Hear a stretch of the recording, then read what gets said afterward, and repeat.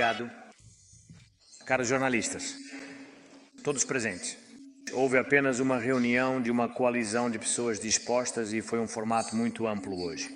Pela primeira vez em nosso encontro, participaram representantes dos Estados Unidos da América. Estiveram presentes o general Kellogg, os senadores Graham e Blumenthal.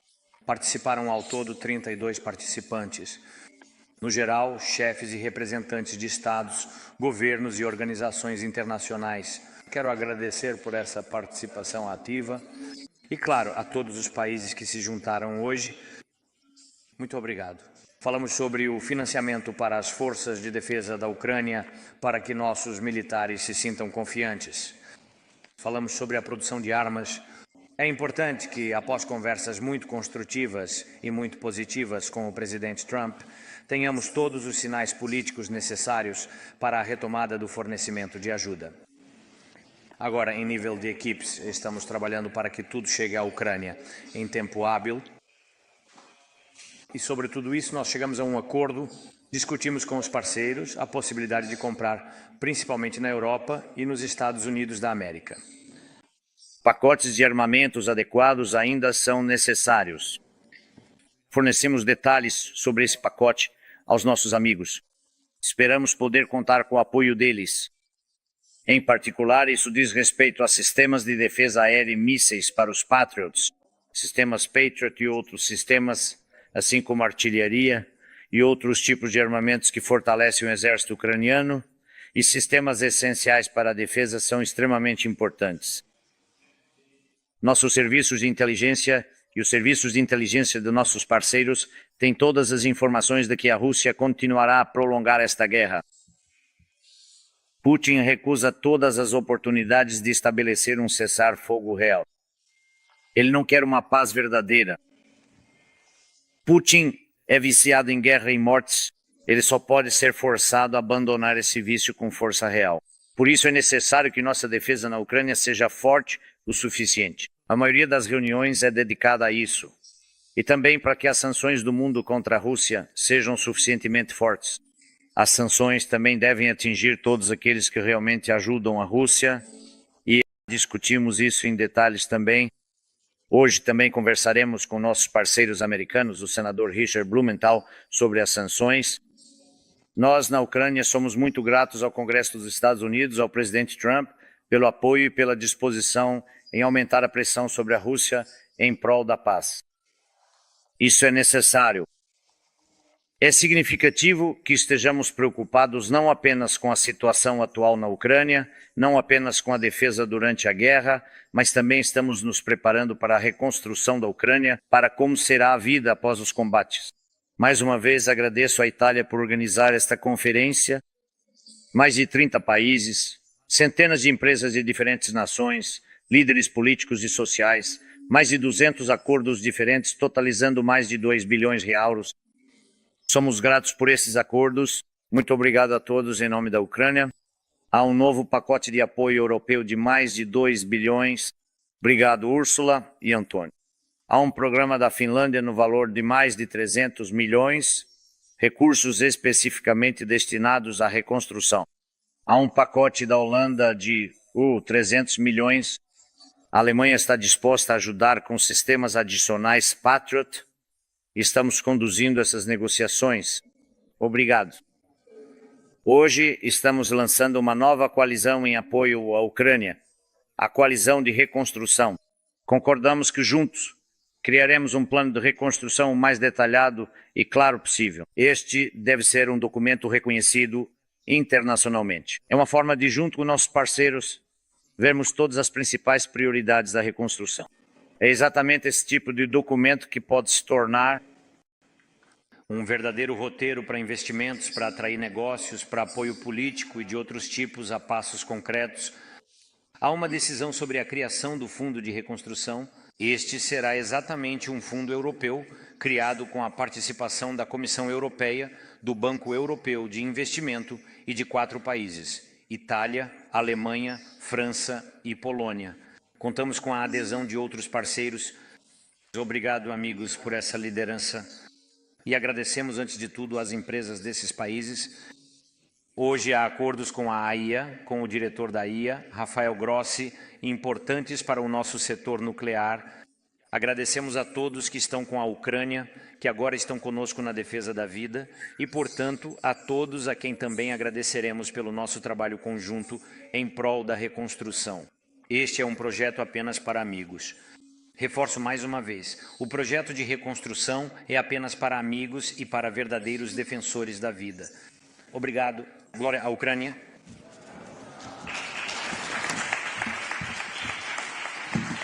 Muito obrigado. Vamos começar a sessão de perguntas e respostas. Um grande pedido, por favor, não se esqueçam de se levantar e se apresentar para que os assistentes com o microfone também possam vê-los. Então, proponho começar com perguntas de representantes dos países coorganizadores da conferência e a primeira pergunta da Rai Tijeun. Por favor, levanta a mão para que possamos vê-lo.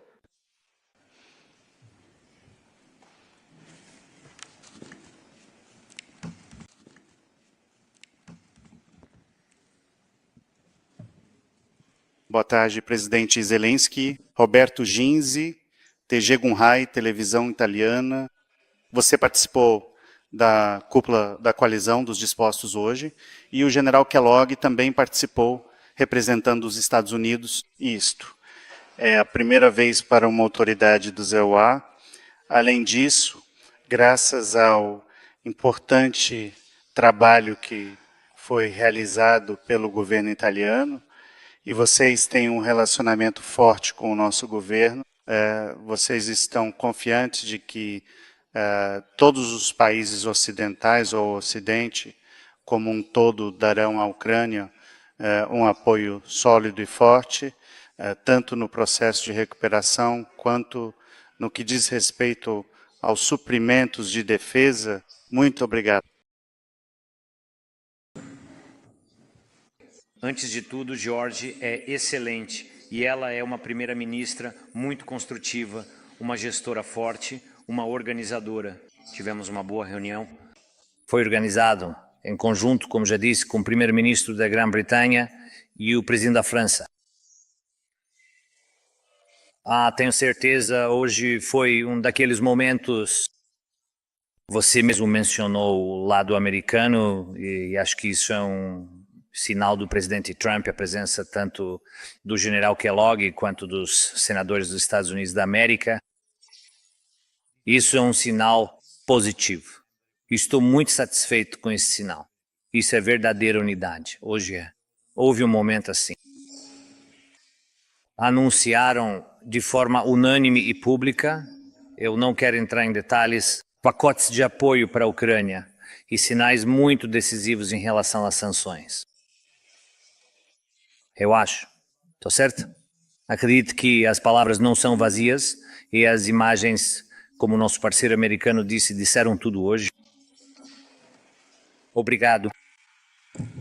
Existe alguma decisão concreta em relação à produção de drones ou investimentos nesse setor? Obrigada. Como eu disse, os acordos somam mais de 10 bilhões de euros. Estávamos falando de mais de 2 bilhões de euros. Separadamente, concordamos com uma série de pacotes importantes de apoio energético. Aqui estão a Noruega, a Alemanha e, bem, também discutimos algumas coisas com o lado búlgaro e estou aguardando nosso encontro com os colegas americanos sobre as sanções. Acho que estamos muito próximos. Esperamos uma decisão hoje. Foi mencionado sobre o 18º pacote. Entendemos o motivo da pausa, entendemos que a pausa será retirada e pelo menos a Europa está assumindo essas obrigações. Quanto aos acordos sobre a produção conjunta de drones, acredito que isso realmente é HME, tanto o presente quanto o futuro, mas também o futuro para a Ucrânia. Esta é a nossa indústria. Hoje somos o número 1 nessa indústria. E, infelizmente, isso se deve à guerra. Mas eu gostaria de agradecer, de qualquer forma, tanto aos militares quanto à nossa produção e, acima de tudo, às empresas que realmente restabeleceram a liderança da Ucrânia em tecnologia. Acho que isso é muito importante. Há acordos sobre produção conjunta, empresas conjuntas com a Dinamarca, trabalhamos da mesma forma que com a Noruega, também trabalhamos assim com a Alemanha e com o Reino Unido. Já começamos a trabalhar com o Canadá e estamos próximos já em diálogo com a Itália e a França. Sinceramente, eu acho que isso é um grande sucesso. O que está acontecendo é importante para a Ucrânia e para a defesa não só da Ucrânia, mas de toda a Europa. Precisamos desenvolver isso, mas esse sucesso sem agora. Um financiamento sério, tal sucesso bem não acontecerá. Por isso, sabe, é preciso fazer tudo a tempo. A guerra muda, a tecnologia todos os dias. Precisamos agora, eu bem acredito nisso, que os parceiros nos ouvem, entendem e alguns já tomaram decisões. Obrigada. Eu entendo que esses são sinais políticos positivos sobre a continuação da ajuda militar dos EUA, mas especificamente em relação ao envio e à assistência militar, qual que é a situação agora? Como estão as coisas por lá? Especificamente, está acontecendo o seguinte: temos datas e entendemos que nessas datas específicas a ajuda chegará à Ucrânia. Ok. Obrigado. Continuamos com o nosso lado italiano, o Corriere della Sera. Tem algum no corredor? Por favor. No meio, por favor, passe o microfone.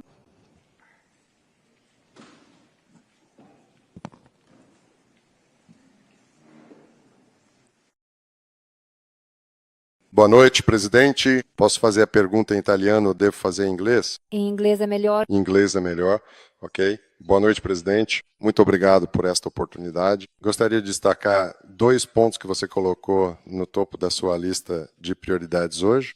Um é o Patriot, o fornecimento do Patriot pelos EUA, e o segundo são as sanções também pelos EUA. Então, gostaria de saber se você pode nos ajudar a entender os sinais contraditórios vindos dos Estados Unidos. Eu sei que não é fácil, provavelmente para você é mais fácil, mas quem vai pagar por esses Patriots quando eles chegarem? Alguém está falando sobre 10 ou 15 Patriots? A Alemanha vai pagar? Você vai pagar? E essa é a primeira pergunta. O segundo ponto é sobre sanções. Você mencionou a iniciativa tomada pelo Congresso dos EUA. Como sabemos, o Congresso propôs algo muito, muito rigoroso. Sanções secundárias contra países que, de alguma forma, negociam com a Rússia. E nesse grupo está também a China, talvez a Índia e outros países. Então, é sobre esse tipo de sanções que você está falando ou é algo diferente? Muito obrigado.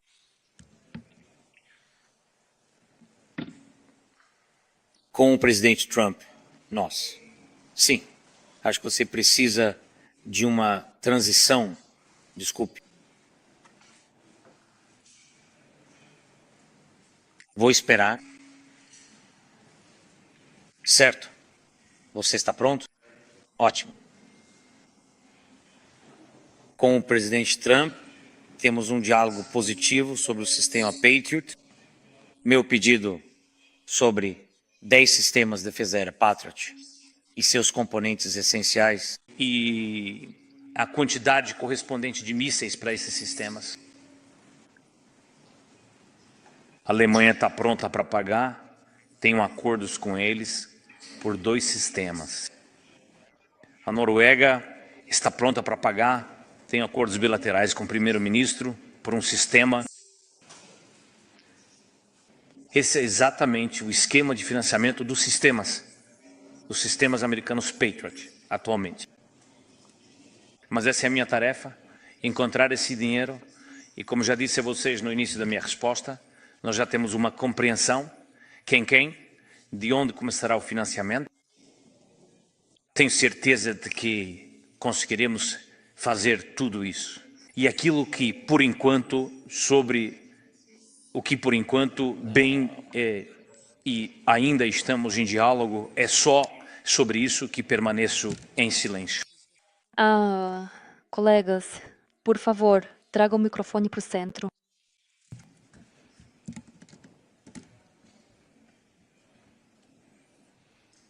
Sim, obrigada pela oportunidade. Halina Stapovets, Novni Live. Recentemente, o ministro das Relações Exteriores da Turquia, Fidan, declarou que a Rússia está pronta para uma terceira rodada de negociações em Istambul e espera-se uma resposta da Ucrânia. Então, a Ucrânia está pronta para ir a Istambul pela terceira vez. Em que nível será a delegação? Quão realista é a discussão sobre um encontro propriamente no nível dos chefes de Estado e a possível participação do presidente Trump nele? Obrigada.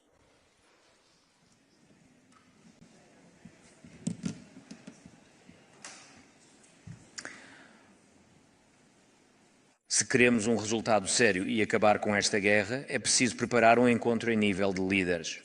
Sem dúvida, como já disse antes, estamos prontos para qualquer formato de encontro em nível de líderes. Novamente, sem dúvida, Ucrânia, Rússia e Estados Unidos em nível de líderes. Esse é o formato desejado. Mas como será? Não posso lhe dizer. Quanto ao local das negociações, mais uma vez agradeço. Precisamos concluir o resultado sobre o qual as partes concordaram no segundo encontro. Ou seja, finalizar aquelas trocas que foram acordadas no segundo encontro em Istambul. E eu acho que em breve os movimentos correspondentes serão realizados. E só depois disso, as equipes poderão discutir novamente uma opção eficaz, que é a preparação de um encontro em nível de líderes. Mais ou menos assim.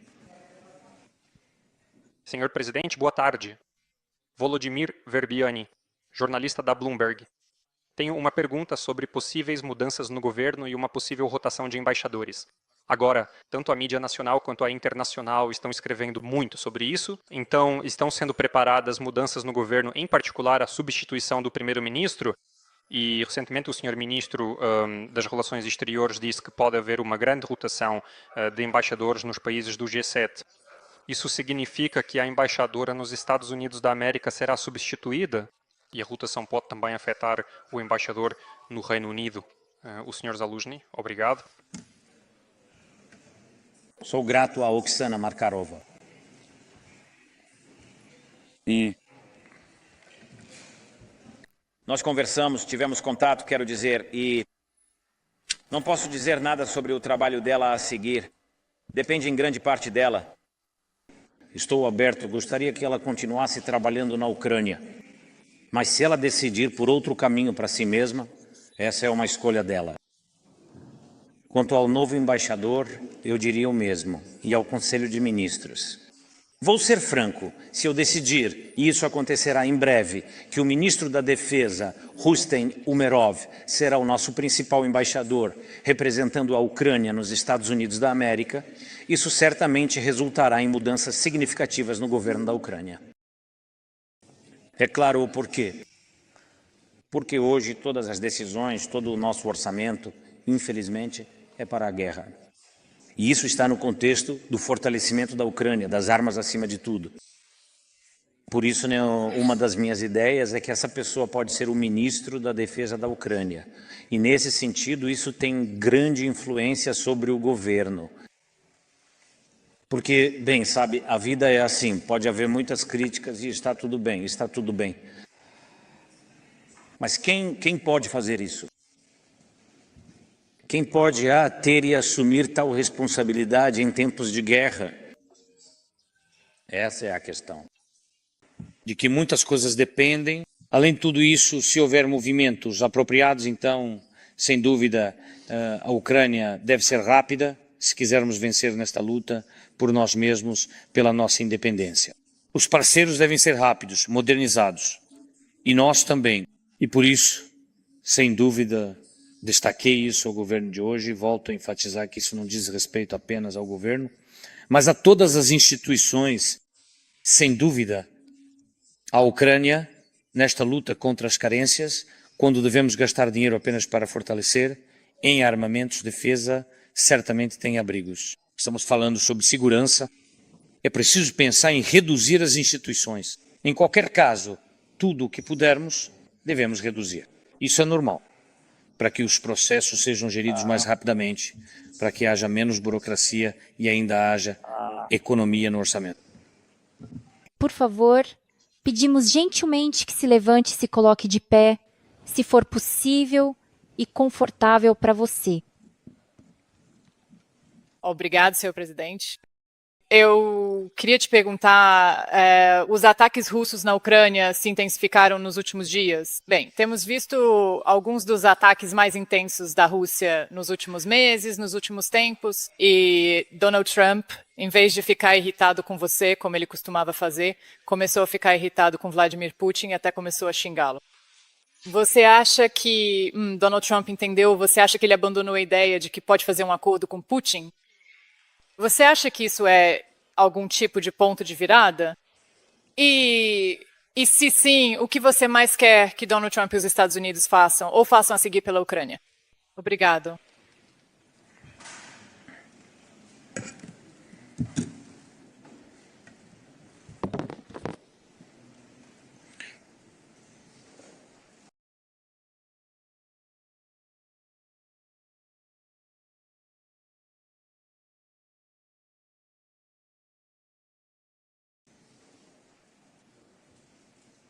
O plano da Rússia é intimidar a nossa sociedade. É compreensível, as pessoas não conseguem dormir o suficiente. É absolutamente compreensível. Se eles atacam e o alarme soa por 7 a 10 horas, e é compreensível que as pessoas vão para os abrigos, e isso é muito correto, sou muito grato a eles. E é compreensível que depois disso, para que a economia funcione, as pessoas vão trabalhar e para poder viver bem. E elas constroem a economia do nosso país. Sim, porque elas trabalham. E Putin entende isso claramente, que com esses ataques ele quer desestabilizar a nossa população. Nós temos uma solução. Drones interceptadores que derrubam tudo, não tudo, mas quase tudo. Sim, sem dúvida, a maioria. Vamos conseguir produzir isso em massa, ou pelo menos acelerar o financiamento para esses processos? O importante é que a chave foi encontrada por ucranianos, aliás, também por americanos. Existem 4 empresas. Uma dessas 4 empresas ucranianas é americana. A gestão é americana e os engenheiros são ucranianos. Encontramos uma solução como país. Cientistas e engenheiros encontraram uma solução. Isso é fundamental. Precisamos de financiamento. E nós, de fato, vamos derrubá-los completamente. Quanto aos sistemas de defesa aérea, como você pode ver, estamos trabalhando nos sistemas Patriot. Se resolvermos essa questão, ou melhor, quando resolvermos essa questão, porque nós vamos resolver. Então, quando resolvermos isso, não haverá mais nenhuma ameaça, nem mesmo de mísseis balísticos.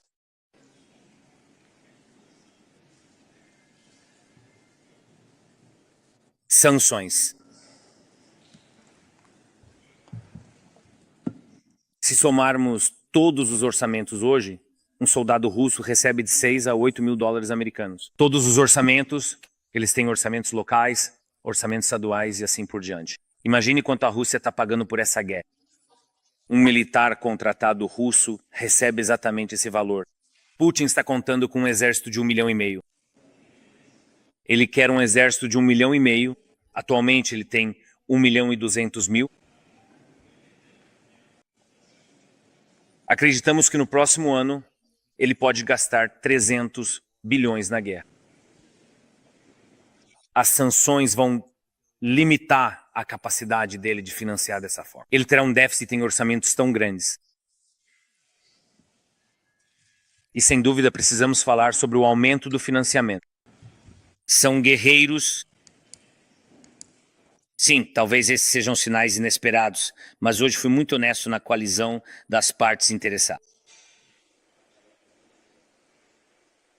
Precisamos ter um exército forte, sem dúvida, e seguir totalmente o caminho do contra-ataque. É isso mesmo. Este é o momento.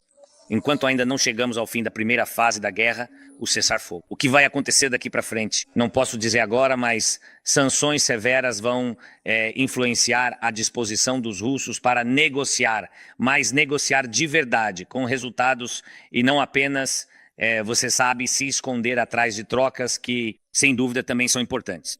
Mas sejamos honestos, elas já existiam, não nessa escala, mas existiam. Não se esconder atrás de trocas, a falta de real disposição para acabar com a guerra. E essa falta de disposição, na minha opinião, é algo que o presidente dos Estados Unidos da América percebe hoje. Não sei se ele vai mudar de ideia. Não posso dizer isso para você. Sou grato a ele pela perspectiva que tem hoje, pelos sinais que envia, que deu durante as reuniões e continua dando hoje no espaço midiático.